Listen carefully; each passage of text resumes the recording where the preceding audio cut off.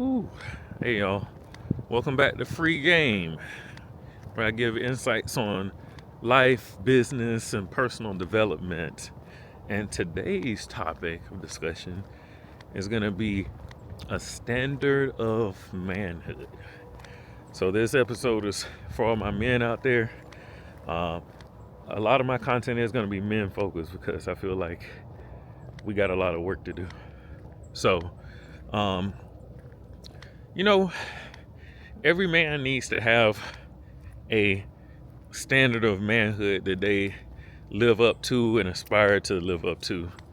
And you really need to be able to come up with that for yourself. Historically, there's been a lot of tribes in Africa where there were days where all the boys in a village or a tribe had a certain day or an age that they would reach where they would actually have to cross over from boyhood to manhood. And usually that day, all the boys would go out and they would have either like a set of challenges or, things that they had to accomplish. I know you probably heard, like some of them have to go out into the woods or the wilderness and like survive a certain amount of time and make it back to the village or whatever.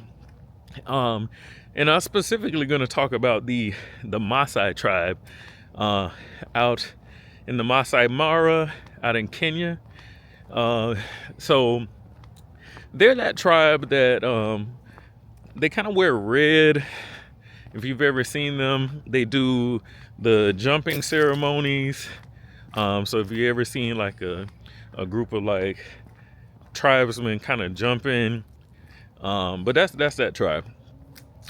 They have or back in the day, I should say, because it's kind of illegal for them to go out and do this anymore. But they used to actually go out and hunt a lion. And, a group of boys would go out and you would get a lot of prestige if you were, one that was considered a lion killer, like someone that could go out and, kill a lion by yourself or put yourself in position with a group to do the same thing.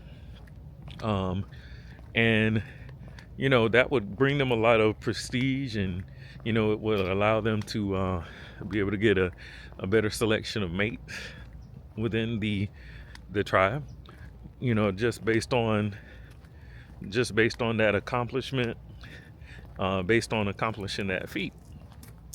So we don't really have anything like that. And I'm not saying you got to go out and kill a lion with your bare hands or anything like that.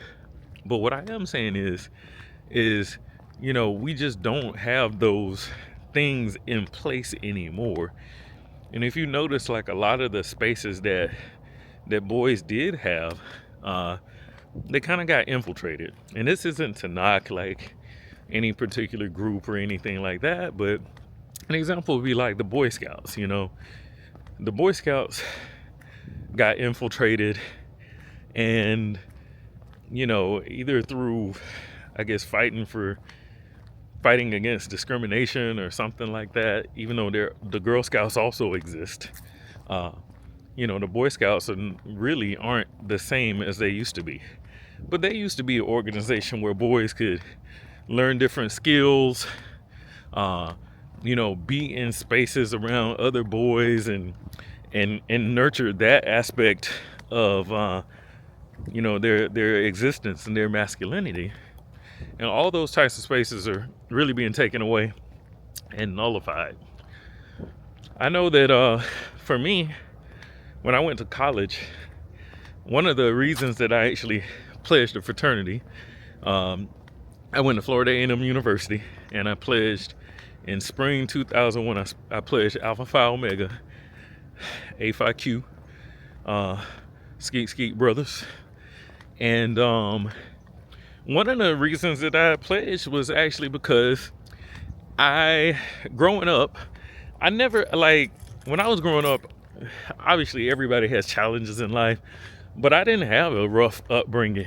Like, I didn't, struggle in gang violence, or, heavy in the street selling drugs or anything like that, or any number of other things that I could have been involved in. So what I really wanted to do was put myself through a set of challenges, because I felt like I didn't necessarily have a like rough upbringing, which is, great. I appreciate my parents for putting me in a position where I didn't necessarily have to deal with anything like that.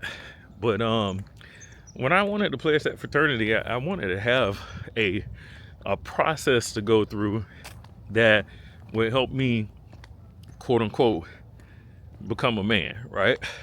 Or have like this like delineation. So I went through a pledging process, and obviously we are a non-hazing organization.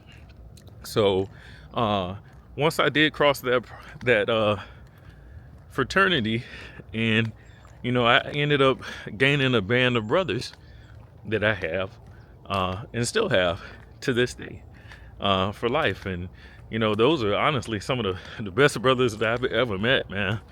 My life has definitely been blessed through that process, and through knowing them and my interactions with them, and seeing their growth and they seeing my growth, and us spurring each other along. So really was a great decision. But the thing is, we just don't have a ton of those types of opportunities now for men to really have a set of challenges, or have things that they can do to kind of prove that they can go through difficult things and through challenging things and struggle and come out on the other side as a winner. But like, those are some key tenets of masculinity, is embracing the struggle and fighting through it anyway. So big takeaway for that is, really, men, like, you have to embrace challenges and all of the things that that you have in your life that you need to be working on and getting better at, or maybe it's struggles that you're having, challenges, maybe it's addictions that you're fighting, maybe it's that you're underdeveloped in certain areas of your life, maybe you don't know anything about finances in the stock market, maybe you're out of shape, maybe you don't eat right, maybe you're socially awkward, maybe you don't actually have a nice wardrobe, you don't know how to dress, you don't know anything about fashion, maybe you have poor relationships with people, maybe you don't have any friends, maybe you don't know how to talk to women, maybe you there's any number of things, right? And all of those things, like, we just have a different set of cards that we've been dealt, and everybody's is different. So everybody's gonna have different things, right? And what I'm here to tell you today is that those things don't go away if you never address them. And a lot of times there's this fear, that it's gonna be very hard, or that you just are the way you are, or oh, well, I'm this way and I'm never really gonna be able to change. But I'm really here to tell you that, like, you have to address those things in life. And if you don't, you're always gonna have and live with regrets.